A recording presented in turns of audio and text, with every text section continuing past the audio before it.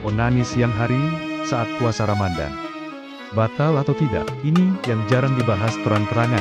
Assalamualaikum warahmatullahi wabarakatuh. Jika video ini tidak sengaja lewat di beranda Anda, semoga ini jadi pengingat kebaikan untuk kita semua.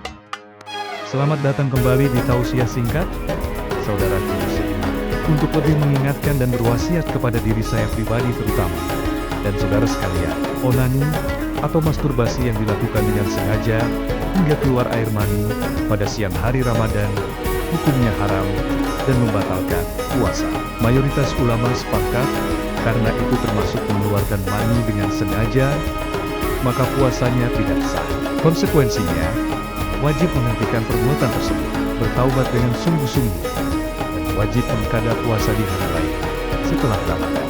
Namun, karena bukan termasuk jimat suami istri, maka tidak ada kewajiban kifarat berat, seperti puasa 2 bulan berturut-turut. Jika dorongan syahwat terasa kuat, perbanyak wudu, sibukkan diri dengan aktivitas positif, perbanyak ibadah, dan jaga pandangan. Jangan putus asa dari rahmat Allah. Segeralah bertaubat nasuha, berjanji tidak mengulanginya, dan gantilah puasa yang batal.